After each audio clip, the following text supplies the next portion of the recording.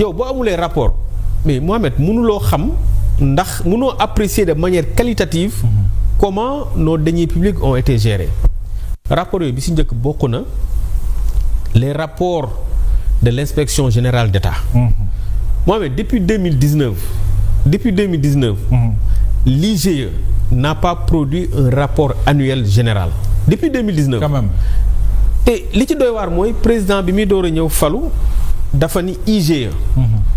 OFNAC Cour des comptes dama bëgg seen rapport yi ngeen génne ko ngeen publier ko naka la président mën a waxee loolu depuis 2024 naka la ko président mën a waxee ba léegi les corps de contrôle nekkuñu à jour à part OFNAC nekkuñu à jour ci seeni rapport mais Mohamed loolu dafay remettre en cause la sacralité de la parole présidentielle. IGE bu ñu joxul rapport mënuñu ko apprécier. li ma wax ci IGE mën naa ko wax également ci Cour des comptes. maintenant si les corps de contrôle joxuñu ñu seeni rapport ñun mënuñu apprécier est-ce que suñuy deniers publics ni ñu ko yoree baax na wala baaxul. loolu benn problème la beneen bi mooy Mohamed.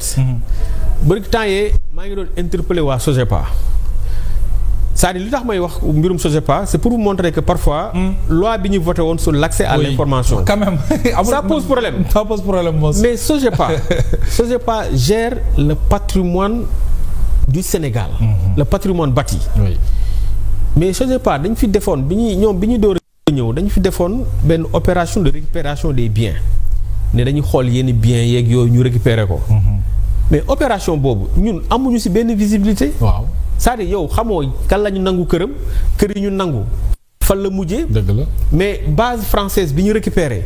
Mohamed lan lañ ci def suuf soosu lan lañ ci def base française bi yenn villa yi nga xam ne dañ ko waroon récupérer kan la ñu récupéré ba sam kan lañ ko récupéré wul. mais SOGEPA bi ñu ko bindee amul benn réponse bu leer boo xam ne SOGEPA jox nañu ko. donc cette loi là sur l'accès à l'information na ko président de la République xam.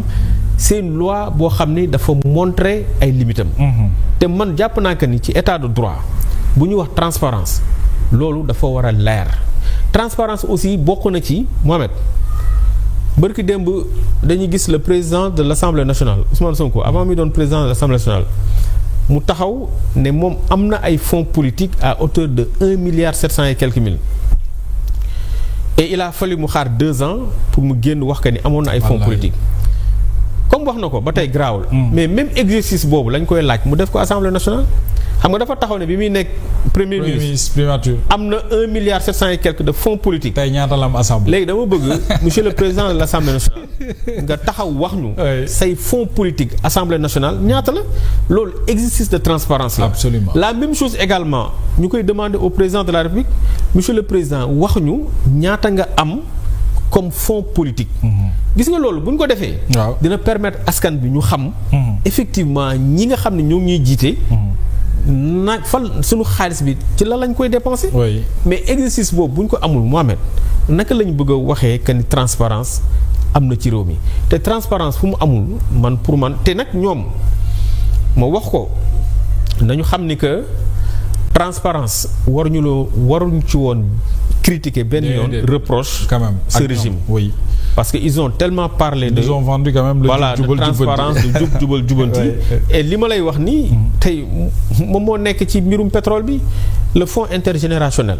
waaw loolu moom yàgg nga cee wax. mais parce que xam nga lu tax mu metti ma. et puis foofu également président bu dee yaa ngi ñuy déglu. et puis fonds boobu c'est important. bu dee président yaa ngi ñuy déglu soulever ko gis nga le fonds intergénérationnel.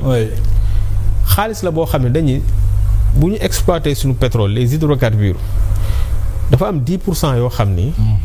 dafa am fu ñu koy verser pour les générations futures. mais xaalis boobu Mohamed yow kenn mënul la wax que ni ndax dañ ko verser wala commencé wuñ ko verser kenn mënul la wax que ni ñaata lañ verser gum kenn mënul la wax ni xaalis bi lan lañ ci def ba pare xamuñu sax ndax que ni xaalis bi ñoom dañu créer parce que dans certains pays dañuy créer benn société anonyme boo xam ni primature dafay am représentant ministre des finances am peu représentant palais am peu représentant ci conseil d'administration bi est-ce que ñun Sénégal même modèle bi la ñu opté est-ce que on a créé une société anonyme boo xam ni moom mooy gérer les fonds intergénérationnels parce que il faut ñu xam ñan ñooy les administrateurs bu dee société boobu am na mais également il faudrait que ñun askan bi ñun ñi nga xam ni c'est à notre nom la ñuy exploiter pétrole bi parce que suñu constitution maintenant les ressources naturelles appartiennent au peuple oui. loolu dañ ko consacrer ci suñu constitution léegi nag man mënuma comprendre nga ni pétrole bi da nga koy exploiter man ci sama tur Mohamed te man xawma xaalis bi recettes yi fan lay dugg xawma fonds interne les 10% lan ak lan lañ ci def donc monsieur le président il faudrait que en matière de transparence et de bonne gouvernance ñu def ci ay jéego yu bare parce que man jàpp naa que ni actuellement transparence Sénégal sooxe na lu bare. alors balaa ñuy jàll li ñu fàtte aborder bokk na ci mbirum révision constitutionnelle bi le président de la République Bassirou Diomaye dafa saisir le conseil constitutionnel en tout cas sur la procédure de révision de la constitution bëgg nañ sa xalaat.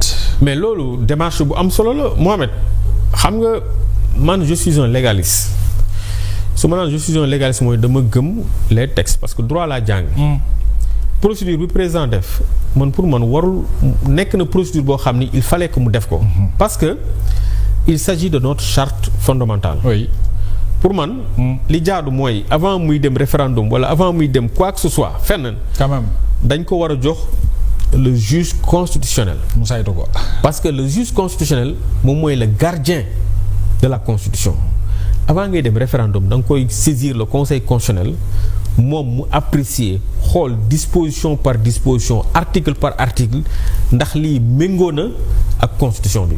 donc démarche bi nga xam ne président def na ko c'est une démarche qu'il fallait faire. Oui. et puis c'est une démarche que nous soutenons c'est une démarche que nous apprécions à sa juste valeur. Ah bien. dama jàpp que ni sax président yéex na saisir conseil constitutionnel ci ay textes de loi parce que conseil constitutionnel aussi loolu mooy liggéeyam il faudrait que le président de la République présentement fi ñu toll nii muy nangu di jël ay responsabilités ci yenn yi. xëy na yenn yi bu ko woon def par élégance mais quand il s'agit de la matière électorale mais foofu aussi il faudrait que le président di jël ay responsabilités donc li président def saisir le conseil constitutionnel pour que mu apprécier mu laaj ko xalaatam ci proposition de loi bi nga xam ni voté nañ ko mu jox ko ci xalaatam mais loolu mooy li dëgg mooy li jaadu beneen aspect bi aussi ma bëggoon ko profité waxaale ko ci conseil constitutionnel.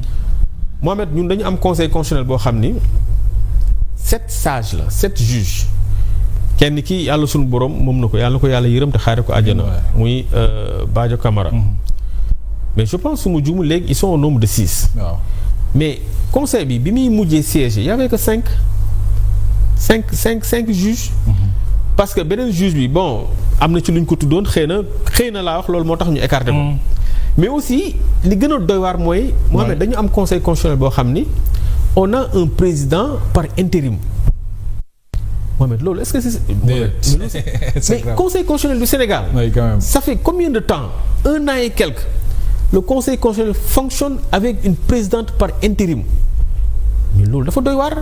c'est-à-dire institution bi nga xam ne tey c'est le garant de la constitution institution bi nga xam ne président buy waat ci kanamam lay waatee institution bi nga xam ni institution entre guillemets bi nga xam ne tey moom mooy recevoir la déclaration de patrimoine du président mais ñu ni la ba léegi mënuñu fexe ba am un président plein mais tu as une présidente par intérim. loolu c'est pas. non c'est pas sérieux. et foofu.